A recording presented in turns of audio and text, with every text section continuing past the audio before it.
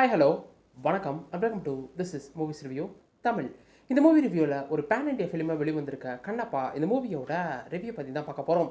So இந்த படத்தோட ஒன்றின் ஸ்டோரின்னு கேட்டிங்கன்னா, நம்ம சின்ன வயசில் நிறைய புராணங்களில் படித்து சிவனுக்கே கண் கொடுத்த கண்ணப்பரோட அந்த ஒரு புராண கதையை பேஸ் பண்ண ஒரு ஸ்டோரி தான். ஸோ இந்த படத்தோட ஸ்டார்டிங்லேயே பார்த்தீங்கன்னா ஒரு மலைவாழ் கிராமம் மாதிரி காட்டுறாங்க. அந்த கிராமத்திலேயே 5 குழுக்களாக சேர்ந்து தனித்தனி கிராமமாக வசிட்டு இருக்காங்க. அந்த ஒரு பட்டியில் ஹீரோ சின்ன வயசில் பார்த்தீங்கன்னா அவங்க ஃப்ரெண்டோட ஜாலியாக வாழ்ந்துக்கிட்டு இருக்காரு. அந்த பட்டியில் பார்த்தீங்கன்னா ஒரு குலதெய்வ வழிபாடு இருக்குது. அங்கே இருக்க ஒரு அம்மனுக்கு ஒரு ஹியூமனை பார்த்தீங்கன்னா பலி கொடுக்கணும். அதனால ஊரில் பார்த்தீங்கன்னா நிறைய கொடி நோய்கள் வராதுன்னு சொல்லிட்டு இவரோட சின்ன வயசு நண்பரை பார்த்தீங்கன்னா அவங்க பலி கொடுத்துட்றாங்க. இதனால் மனிதர்களே அந்த கடவுள் எப்படி பலி கொடுக்குது அப்படின்னு சொல்லிட்டு கடவுள் மேலே வெறுப்பாகி அதெல்லாம் கடவுள் இல்லை ஒரு கல்லுன்னு சொல்லி சின்ன வயசுலேருந்து இப்போ வரைக்கும் சுற்றிக்கிட்டு இருக்க ஒரு ஹீரோ எப்படி சிவனுக்கு பரமபக்தனாகிய தன்னோட கண்ணையே எப்படி சிவனுக்கு கொடுத்தாருன்றதான் இந்த படத்தோட மொத்த கதையே. இந்த படம் பார்த்தீங்கன்னா பழங்கால புராணங்களை பேஸ் பண்ண ஒரு படம். கண்ணப்ப நாயனாரோட வரலாறை தழுவி தான் அந்த படத்தை எடுத்திருக்காங்க. ஆனால் படத்தோட டைட்டில் கார்டிலே பார்த்தீங்கன்னா முழுக்க முழுக்க கண்ணப்ப நாயனோட வரலாறை எடுக்காமல் அதில் இருந்து முக்கியமான விஷயங்களை மட்டும் எடுத்துகிட்டு இவங்க சினிமாத்தனமாக சில விஷயங்களை சேர்த்துருக்கதா பார்த்தீங்கன்னா சினிமா டைட்டில் கார்டிலே போட்டிருக்காங்க. எனக்கு அந்த ஸ்டோரி ஃபுல் ஸ்டோரியுமே தெரியும். சின்ன வயசில் நான் நிறைய டைம் அந்த ஸ்டோரியை கேட்டிருக்கேன், என்னோட குருவும் சொல்லி கேட்டிருக்கேன். அப்படின்றப்ப அந்த ஸ்டோரியே பார்த்தீங்கன்னா ரொம்ப அழகான ஒரு ஸ்டோரி தான். ஸோ அதை பேஸ் பண்ணி ஒரு படம் எடுக்கிறாங்கன்றப்ப எனக்கு ஈகராக இருந்துச்சு. ஆனால் போய் பார்த்த வரைக்கும் ஃபஸ்ட் ஹாஃப் முழுக்கவே இவங்க சினிமா லிபர்ட்டி எடுத்து தான் இருக்காங்க.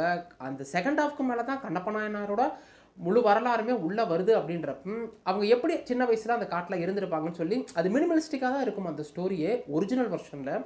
ஸோ இவங்க பார்க்கும்போது இவங்க 5 பட்டி மக்கள், அதற்கு கீழே பார்த்தீங்கன்னா ஒரு இனக்குழு, அந்த ஒரு வாயிலிங்கத்தை தேடி வரக்கூடிய பாகுபலியில் ஒரு வில்லன் குரூப் வரும் பார்த்தீங்களா, அந்த மாதிரி ஒரு குரூப், அவங்கள ஏற்படக்கூடிய சண்டை, அதில் யார் ஜெயிச்சா அப்படின்ற நிறைய விஷயத்த பார்த்தீங்கன்னா ஃபஸ்ட் ஹாஃபில் பேசியிருக்காங்க. எனக்கு லிட்ரலி ஃபஸ்ட் ஹாஃப் பார்க்கும்போது அந்தளவுக்கு செட் ஆகலை. நிறைய இடங்கள் பார்த்தீங்கன்னா லேக் அடிச்சுது. ஆனால் செகண்ட் ஹாஃப்க்கு மேலே சத்தியமாக சொல்கிறேன் படம் வேறு லெவலில் கொண்டு போய் விட்டுட்டாங்க. செகண்ட் ஹாஃப் பக்காவாக அமைஞ்சனாலே என்னமோ தெரில, படத்தை பார்த்துட்டு வெளியே வரும்போது இல்லைங்க குறை சொல்லக்கூடாது நல்ல படம் அப்படின்ற ஒரு மைண்ட் செட்டை பார்த்தீங்கன்னா இந்த படம் கொடுத்துருச்சு.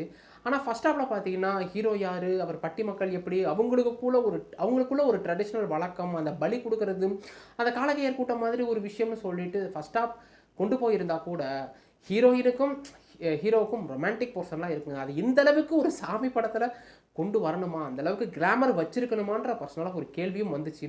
அது மட்டும் இல்லாமல் நான் டெக்னிக்கல் விஷயத்த குறையே சொல்ல மாட்டேன். முழுக்க முழுக்க எங்கே எடுத்தாங்கன்றத சுவிட்சர்லாண்டுன்னு நினைக்கிறேன். எப்பா அந்த அருவியாக இருக்கட்டும், அந்த பசுமை போத்தி அந்த மலைகளாக இருக்கட்டும், அவ்வளோ அழகாக இருக்குது. சினிமாட்டோகிராஃபி பார்த்தீங்கன்னா அவ்வளோ பளிச்சுன்னு இருக்கும். இதை தவிர எஸ்எஃப்எக்ஸ் ஒர்க்காக இருக்கட்டும், விஎஃப்எக்ஸ் பார்த்தீங்கன்னா நிறைய இடங்களில் பிசுறு அடிக்குது. அது பிக் ஸ்க்ரீனில் பார்க்கும்போது விஎஃப்எக்ஸ் அந்த அளவுக்கு பிசுறு அடித்தா கூட மியூசிக்கும் சரி பேக்ரவுண்ட் மியூசிக்கும் சரி ரொம்பவே நல்லா இருந்துச்சு. இந்த படம் ஒரு பேன் இண்டியா ஃபிலிம் அப்படின்றப்ப இந்த படத்தில் நிறைய லாங்குவேஜோட ஹீரோக்கள் முன்னணி ஹீரோக்கள் நடிச்சிருக்காங்க. அக்ஷய்குமாராக இருக்கட்டும், பிரபாஸாக இருக்கட்டும், மோகன்லாலாக இருக்கட்டும், இவங்கெல்லாம் கேமியோ பர்ஃபார்மன்ஸ்னு சொல்ல முடியாது.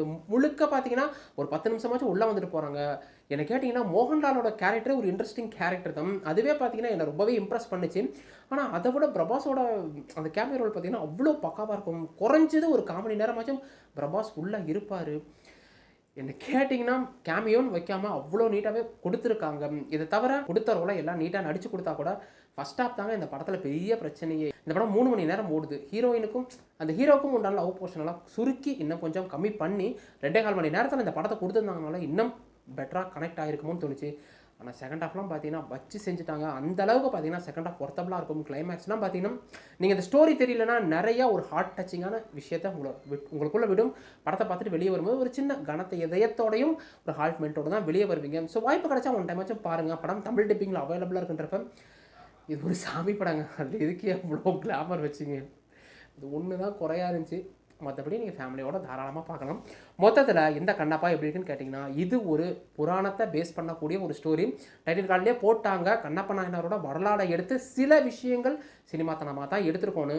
ஆனால் ஃபஸ்ட் ஹாஃப் சில இடங்களில் என்னை பொறுத்த வரைக்கும் அந்த ஸ்டோரி தெரிஞ்சனால இதெல்லாம் போர் அடிக்குது, கொஞ்சம் லேக் அடிக்குது. ஹீரோக்கும் ஒன்றும் லவ் போர்ஷனெல்லாம் சுருக்கி இன்னும் கொஞ்சம் கிறிஸ்பாகவே கொடுத்துருக்கலாம். படம் 3 மணி நேரம் ஓடுதுங்க. அதெல்லாம் சுருக்கி 2.25 மணி நேரத்தில் கொடுத்துருந்தாங்கனாலே படம் இன்னுமே பெட்டர் கனெக்டாக கொடுத்துருக்கும். அந்த காலக்கையர் கூட்டம் மாதிரி வருவாங்க, அவங்களுக்கு உண்டான ஃபைட் சீக்வன்ஸாக இருக்கட்டும், இல்லை அந்த இவர் ஹீரோயினுக்காக ஒரு ஃபைட் சீக்வன்ஸ் நடக்கும், அதெல்லாம் இன்னும் இம்ப்ரெசிவாக கொடுத்துருக்கலாமே. ஆனால் செகண்ட் ஹாஃப் பார்த்தீங்கன்னா வச்சு செஞ்சுட்டாங்க. அந்தளவுக்கு பார்த்தீங்கன்னா சூப்பராக இருக்கும். கிளைமேக்ஸ்லாம் பார்த்தீங்கன்னா உங்கள் மனசில் அப்படியே நிற்கும். இந்த ஸ்டோரி தெரியாதவராக இருந்தால் இந்த படம் பார்த்தீங்கன்னா நிறையவே உங்களுக்கு கனெக்ட் ஆகும். ஸ்டோரி தெரிஞ்ச அப்படின்றப்ப ஈஸி ப்ரெடிக்டபிளாக இருந்துச்சு தான் நடக்க போகுதுன்னு சொல்லிட்டு. ஆனால் படத்தை பார்த்துட்டு ஓவரால் பேக்கேஜாக பார்த்துட்டு வெளியே வரும்போது கண்டிப்பாக கொடுத்த காசுக்கு ஒர்த்துன்னு சொல்லிட்டு வெளியே வருவீங்க. நான் இந்த அளவுக்கு குவாலிட்டியை எதிர்பார்க்கல. ஸோ வாய்ப்பு கிடைச்சா ஒன் டைம் ஆச்சும் வாட்ச் பண்ணி பாருங்கள். படத்தில் பெருசாக அடல் கண்டென்ட் இல்லைனாலும் இந்த கிளாமர் ட்ரெஸ்ஸு கொஞ்சம் அவங்களுக்குள்ள இன்டிமேட் சீன்னு சொல்லி கொஞ்சம் இருக்குது. சாமி படம் இதெல்லாம் தவிர்த்துருக்கலாம். இதை மட்டும் மைண்டில் வச்சுட்டு போய் பாருங்கள். படம் தமிழ் டப்பிங்கில் பார்த்தீங்கன்னா தேட்டர் அவைலபிளாக இருக்குது. ஸோ வாய்ப்பு கிடைச்சா ஒன் டைம் பாருங்கள். இந்த வீடியோ பிடிச்சதா வீடியோ லைக் கொடுத்துருங்க, சப்ஸ்கிரைப் பண்ணாது, பக்கத்தில் அந்த பெல் ஐக்கனை கிளிக் பண்ணிக்கேன். அதே வீடியோ உங்களுக்கு பார்க்குறேன். அது வரைக்கும் என்ன, கீப் வாட்சிங், keep supporting, subscribe to movies review Tamil.